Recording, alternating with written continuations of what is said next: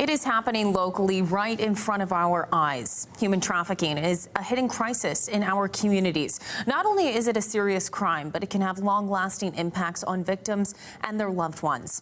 Let's discuss with Dr. Nicola Mercer, the Medical Officer of Health in Wellington, Dufferin, Guelph. Dr. Mercer, as always, thanks for your time. No, and thanks for discussing this very important topic. Yeah, it certainly is. I want to start with what's happening locally when it comes to human trafficking. Well, that's a really good question because actually it's in many ways a hidden crime. So what we do find and know about, we also recognize that there's a lot that's going on behind the scenes that we're not aware of. So communities, in particular communities that are along the 401 corridor, in which Guelph is one of them, are at an increased risk for being sites where girls, predominantly, not exclusively, but young women and girls are moved around and are trafficked in the human trafficking trade. So this is where a community like Guelph, where we're beginning to see increased numbers, and we're wanting to raise awareness for people in the community that this is actually not something that is occurring in other countries or in large cities, but something that could be happening in a small town community near you. Okay, it is also a pretty serious public health crisis. I want you to explain a little bit more about that side of things. Well, what we know is that the predominant numbers are obviously that this is younger girls and or young women, and it starts quite young.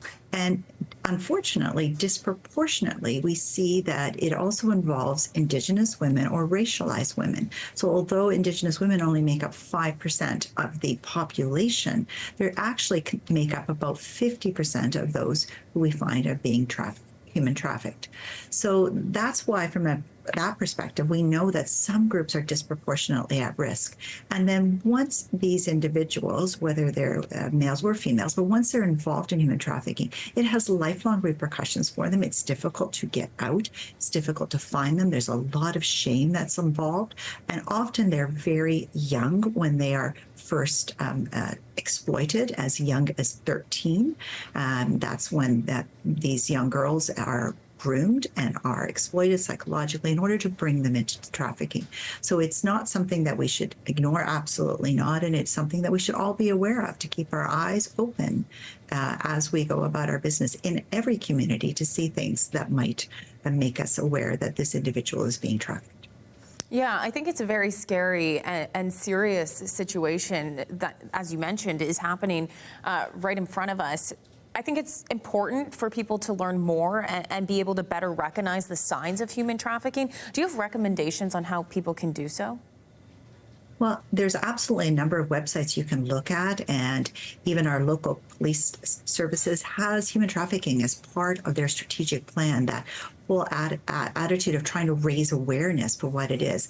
So let me just talk about what you might see as some of the signs. So if you are a parent or you are a friend of, say, young girls, and all of a sudden you start to notice that they're a little bit more withdrawn, one of the other tips is that they may have a boyfriend that they don't want to introduce to the family. They all of a sudden start to have gifts, things that that they could not afford. These are telltale signs of people who prey on young girls and children. They try to sort of lure them in that I'm your friend, I'm your boyfriend, I'm going to support you, I'm going to give you all these things.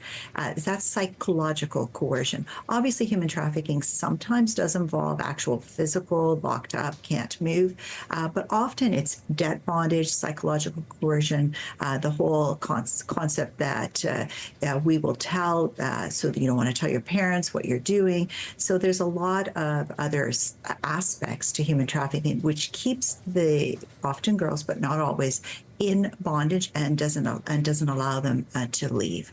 So So if you see any of those signs, if you have any questions or concerns, there is a hotline you could call.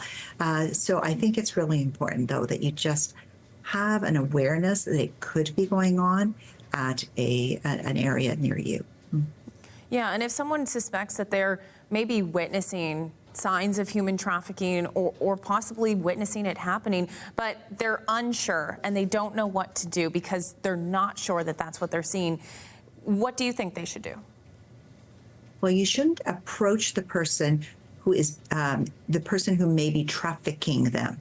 I think that's a really important thing because they can be quite dangerous and they can actually move the individuals. So some of the trades that we might see who are doing this, we do know that it obviously sex workers are very commonly trafficked. It's not just them though; it could be domestic workers, or it could be even the forced physical labor that might be seen on a farm, for example. So those are sort of areas where the individuals are at a little bit higher risk of, not all of them obviously, but they may be at a higher risk of being trafficked. So if you see something, I think the thing I would advise people to do is to call the number on human trafficking and not be afraid to call your local police services who may have background information, and that may be the clue that they need in order to intervene. So if you do see something, say something, but I would not approach the person who is doing the trafficking, but the young person, if there's a way that you can ask a discreet question. Oftentimes, though, there's a lot of shame, there's a lot of trauma. They're not necessarily going to